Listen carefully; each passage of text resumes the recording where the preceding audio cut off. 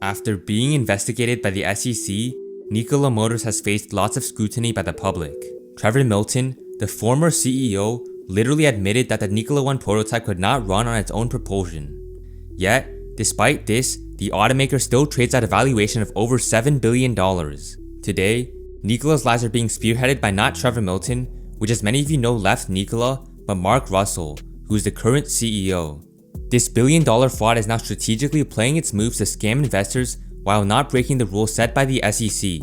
Mark Russell, the CEO, Kim Brady, the Chief Financial Officer, and Britton Worthen, the Chief Legal Officer, are putting ridiculous but calculated statements to keep the valuation at a high level so that they can all exit at once in December. In this video, I'm going to expose Nikola's last deceptive move and how Nikola's team will successfully exit this pump and dump within the next few weeks. Welcome to Kaz Gains Academy. If you're new to the channel, please consider subscribing for more content like this, and let's get right into it.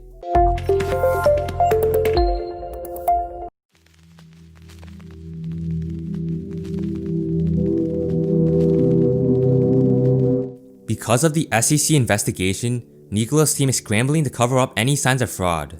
This includes showing full transparency, which has failed miserably for their team. When showcasing the Nikola 2 prototype to CNBC, the truck failed to start up. So the fuel cell did not boot up? Okay. We need to cycle T15 or? Let me see on screen where it's manning it. There's no current output from the fuel cell. The transparency comes only after Nikola's team received subpoenas from the Department of Justice and the SEC. First, on September 14th, 5 of Nikola's officers received SEC subpoenas, and a week later, 3 more subpoenas were given out. On September 30th, Nikola's directors then received SEC subpoenas. In short, legal trouble is about to come, and because of this, Nikola's team has to scramble to run their operations normally.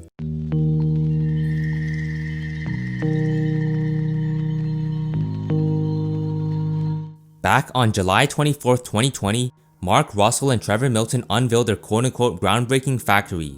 Milton claims that Nikola would be the first company to release an electric semi-truck with over 300 miles of range before Tesla. What we do here today, if we are successful together, will be in the history books someday. Because one of the hardest challenges we're going to have to solve as a species on this planet is how to stop digging up and burning fossil fuels to power our lives. We will be the first OEM that we know of to hit the market with a 300+ mile zero-emission semi-truck. Despite starting over 3 months ago, Nikola's factory is still non-existent. Yet, with the SEC scrutinizing the automaker, Mark Russell had no choice but to begin constructing the factory. After over 110 days, Nikola still only has tractors steaming the dirt. Keep in mind that Trevor Milton stated that this factory would begin construction in 12 months from construction. It's been quite a long time, and Nikola is still quote-unquote prepping all the earth. The current tractors seem to just be show cars to make it seem like Nikola's operations are running normally and that this is a legit company.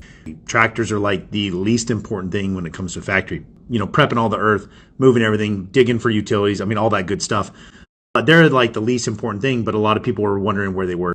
Of course, with all of these ongoing investigations, Nikola has been spending quite a large sum on legal matters.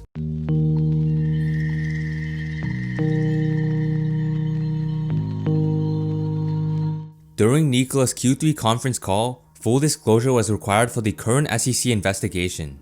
One of these disclosures included the facts that Nikola spent $5.2 million in regulatory and legal expenses following the Hindenburg report that exposed the fraud that is Nikola Motors. On a non-GAAP basis, adjusted EBITDA totaled negative $58.8 million, and $5.2 million in regulatory and legal matters, which represents legal, advisory, and other professional service fees incurred in connection with the short seller analyst report from September 2020. Only a company afraid of being exposed to fraudulent matters would spend such a large amount of money on legal fees. Can you share with us what the SEC is exactly looking for here? Well, you know, no company would comment on ongoing SEC matters, so we're cooperating with them and doing everything we can to help them in their work. But we don't comment on an ongoing SEC matter. Throughout this investigation, we're seeing many victims of Trevor Milton step up, with the most notable one being Nevada businessman Glenn Pills. Pills was the man who was scammed by Milton back in 2006 when Milton created a company named St. George Security and Alarm after dropping out of Utah State Valley University. Glenn Pills took out every single dollar out of his 401k savings account to purchase St. George Security and Alarm. Pills finalized his sale with Milton, who told Pills to call him if he needed anything. The installation equipment included in the contracts did not even exist. Additionally, customers of the business were refunding their orders, leading to $10,000 in chargebacks. Expenses were also not revealed, such as the fact that the company had to pay one employee's rent. When Pills later called Milton, Milton would not respond, and eventually, in 2008, Pills gave Milton the business back because of how much a disaster it was. In addition to George Pills, 5 other investors also fell into Trevor Milton's scams, which includes 4 different companies. In total, over $455,000 were scammed just out of those 6 investors. Nikola's scam is much larger than those scams combined, but keep in mind that these were the people who took out their 401k savings to purchase Milton's businesses. Now, Nikola is focusing on a side project that Milton created, the Nikola Tray. Mark Russell has been making ambitious timelines that are extremely questionable, as he claimed that the Nikola Tray would start production in 2021. While these claims may be false, Nikola now has the lawyers to back up any possible fraud allegations. When Nikola's Q3 earnings call started, the CLO, Britton Worthen, started making some suspicious disclaimers. During today's call, we will make certain forward-looking statements within the meaning of the federal securities laws.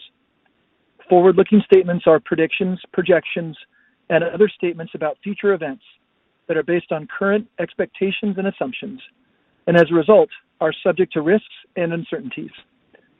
Many factors could cause actual future events to differ materially from the forward-looking statements in this communication. The Nikola Tray may not ever be intended to go in production, but because Nikola stated that future events may not be what they stated in the webcast, this gets them off the hook of making lies.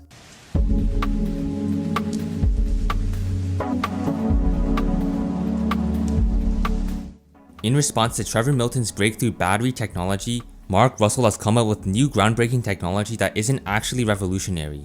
Nikola's quote-unquote proprietary technology now comes from how they place the batteries in their semi-truck. In other words, Nikola's proprietary tech could literally be made by a 5-year-old kid stacking batteries on top of one another. Pay close attention to the following clip, because this junk is what's keeping Nikola's valuation in the billions. Batteries for vehicles use cells that are put into modules, which are then put into battery packs. Nikola owns our battery pack design.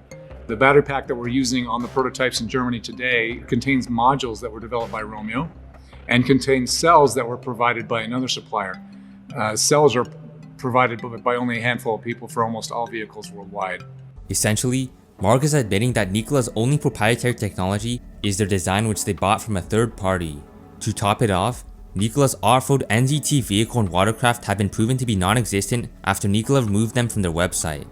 Removing these vehicles is essentially admitting that they never even existed. Pay close attention to the workmanship, the interior, the exterior. It rivals some of the best automotive engineering in the world. This is on an off-road vehicle. The removal of these vehicles makes it clear that the mission of Mark Russell is to not fool retail investors like you and me anymore. The Badger, off-road vehicle, and watercraft were unveiled to attract all the Robinhood investors, as Trevor Milton admitted before. The dissipation of these makes it clear that Nikola's team is about to get away with billions of dollars.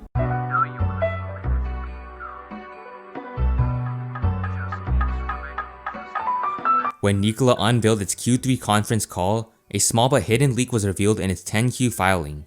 The leak hinted towards a massive exit coming soon by both Trevor Milton and Mark Russell, which is on page 60 in the 10-Q report, states that approximately 161 million shares of our common stock will become eligible for sale beginning on December 1st, 2020, upon the expiration of the lockup agreements described above. Approximately 5 million additional shares of our common stock held by the original holders may become eligible for sale beginning on or after December 1st, 2020, pursuant to the registration rights and lockup agreement, depending on the price of our common stock during the 30-day trading period commencing on or after November 1st, 2020 at the time. 161 million Nikola shares will be eligible for sale on December 1st, 2020. At the time that I'm currently recording this, those shares are worth $3.2 billion and are owned by former chairman Trevor Milton and current CEO Mark Russell. I'm certainly not a financial advisor, but you should take this date, December 1st, and put it on your calendar, because I can almost assure you allegedly that Nikola's stock will plummet by a significant amount, leaving Milton and Russell with enough money to purchase 11 super yachts, while having some change left to purchase 600,000 donkeys. Nikola literally stated on his 10Q that sales of a substantial number of shares on our common stock in the public market, or the perception that these sales might occur, could depress the market price of our common stock and could impair our ability to raise capital through the sale of additional equity securities. We are unable to predict the effect that sales may have on the prevailing market price of our common stock. In addition, the sale of substantial amounts of our common stock could adversely impact its price. That right there is how you exit a billion-dollar fraud successfully while executing your last deception. If you enjoyed this video, please hit the like button and subscribe, and I'll see you in the next one.